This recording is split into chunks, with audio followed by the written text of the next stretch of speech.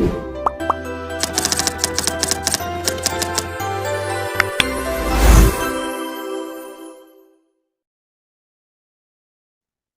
malam semuanya.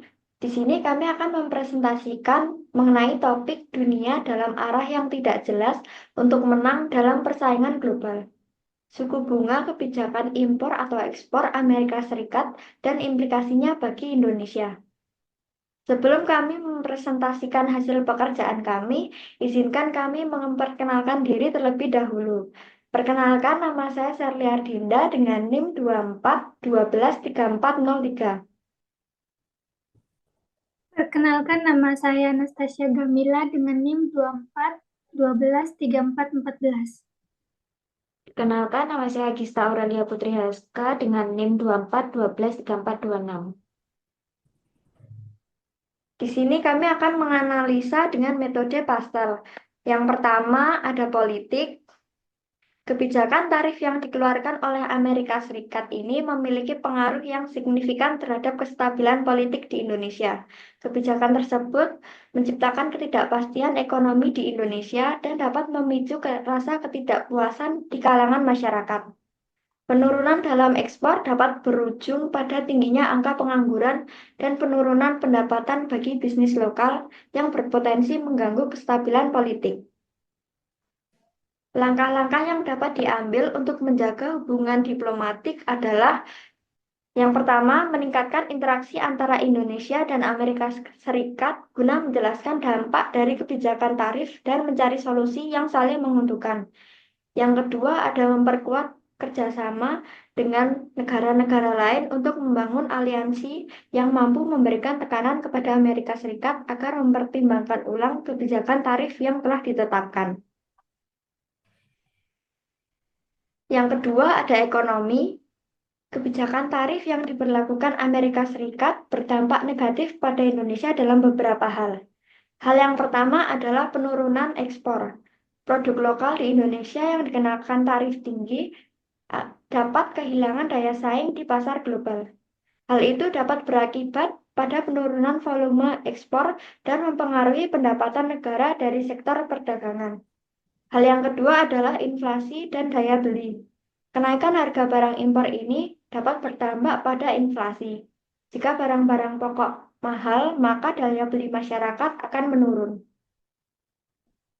Strategi yang dapat diterapkan di Indonesia yaitu yang pertama meningkatkan infrastruktur untuk mendukung industri dan sektor perdagangan. Yang kedua memberikan dukungan terhadap UMKM dengan memberikan pelatihan dan akses untuk pembiayaan dalam meningkatkan daya saing. Yang ketiga, bidang sosial. Kebijakan tarif mempunyai dampak langsung dan dampak tidak langsung pada kesejahteraan di kalangan masyarakat Indonesia. Harga barang impor yang mahal akibat kebijakan tarif dapat meningkatkan beban hidup, terutama bagi masyarakat dengan pendapatan di bawah UMR. Kenaikan bahan pokok dapat menyebabkan ketidakstabilan sosial. Selain itu, perusahaan yang bergantung pada ekspor mungkin akan mengurangi jumlah pekerja. Jika memang tidak mampu bersaing, hal ini dapat menyebabkan meningkatnya angka pengangguran di Indonesia. Ya. Selanjutnya, program sosial yang dapat diimplementasikan. Yang ke satu, memberikan bantuan sosial dan subsidi untuk keluarga yang kurang mampu dan memberikan subsidi barang pokok bisa menjadi solusi untuk jangka pendek. Yang kedua, mengadakan program pelatihan kerja sesuai dengan bidang yang diminati agar dapat mengurangi nilai pengangguran di Indonesia.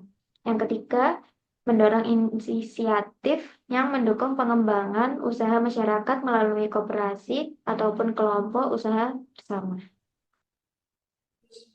Selanjutnya, teknologi kebidangan. Bidang teknologi. Kebijakan ini mungkin membatasi akses ke teknologi canggih yang sangat dibutuhkan untuk meningkatkan efisiensi produksi dan inovasi.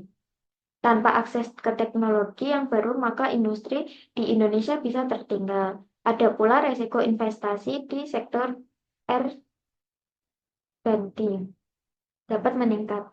Hal ini dapat menghambat pengembangan produk dan layanan baru. Selanjutnya, langkah-langkah mendorong pengembangan teknologi agar mampu bersaing di pasar global, yaitu mendorong kolaborasi antar sektor swasta dengan industri pendidikan untuk mengembangkan teknologi baru. Yang kedua, mendirikan pusat inovasi untuk mendukung startup, teknologi, dan usaha kecil yang berfokus pada inovasi. Yang ketiga, memberikan insentif pada pajak kepada perusahaan yang berinvestasi dalam penelitian dan pengembangan.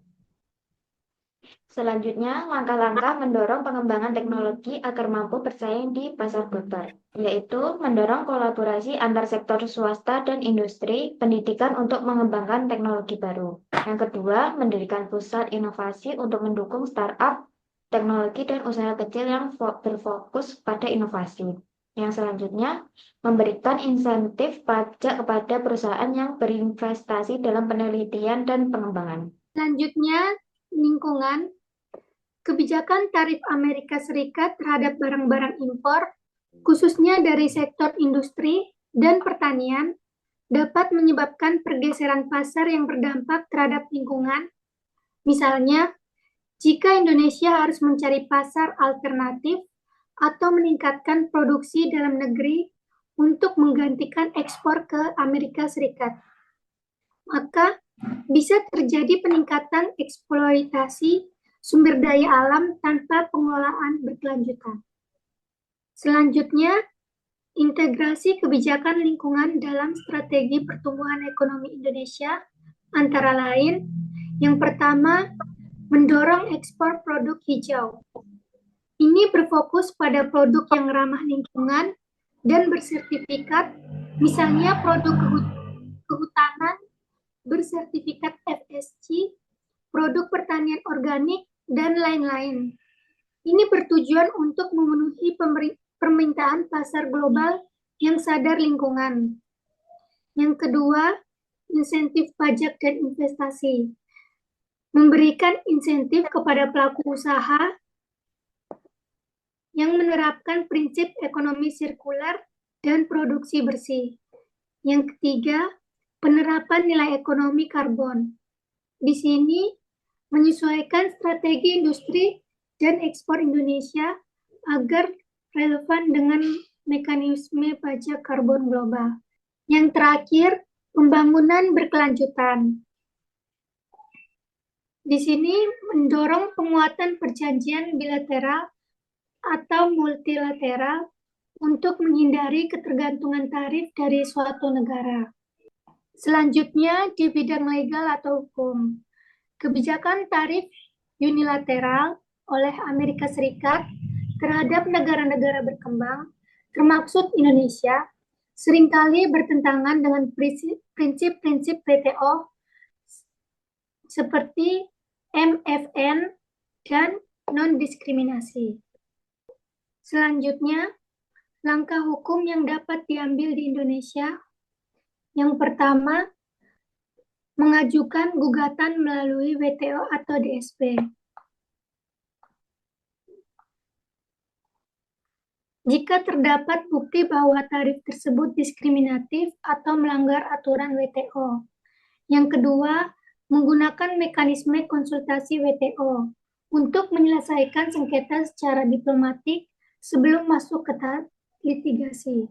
Yang ketiga, membangun koalisi negara berkembang dengan menggalang dukungan dengan negara lain yang terdampak untuk memperkuat posisi dalam forum internasional. Yang keempat, pemanfaatan FTA atau CPA. Mendorong penguatan perjanjian bilateral atau multilateral untuk menghindari ketergantungan tarif dari suatu negara saja. Selanjutnya, rekomendasi strategis pada pemerintah Indonesia. Yang pertama, diversifikasi pasar ekspor. Memperluas pasar ekspor ke negara-negara Asia, Afrika, dan Timur Tengah melalui kerjasama bilateral. Datanya dari ekspor Indonesia ke Tiongkok dan India naik masing-masing 8,2% dan 6,4% dari BPS 2023. Yang kedua, penguatan industri hijau. Investasi pada industri berkelanjutan dan berorientasi ekspor seperti baterai EV, energi terbarukan, dan produk agroindustri ramah lingkungan. Yang ketiga, peningkatan daya saing SDM dan teknologi. Pelatihan tenaga kerja dan dukungan teknologi pada UMKM ekspor agar bisa bersaing secara global. Yang keempat, advokasi global dan reformasi diplomasi ekonomi. Aktif memperjuangkan status sebagai negara berkembang dalam forum WTO dan lembaga ekonomi dunia, menyusun posisi negosiasi strategis dalam perundingan perdagangan internasional. Yang terakhir, target 8% pertumbuhan ekonomi. Berdasarkan proyeksi Bappenas, Indonesia bisa mencapai pertumbuhan 8% jika fokus pada hilirisasi industri, digitalisasi ekonomi, dan peningkatan ekspor non-migas. Dari kelima rekomendasi ini, Indonesia memiliki contoh konkret, yaitu Indonesia dapat mencontoh Vietnam yang sukses dalam meningkatkan ekspor ke Eropa dan Amerika Serikat pasca Perang Dagang dengan fokus pada produk berstandar global dan perjanjian perdagangan bebas. Sekian presentasi dari kami, kurang lebihnya mohon maaf. Terima kasih dan selamat malam.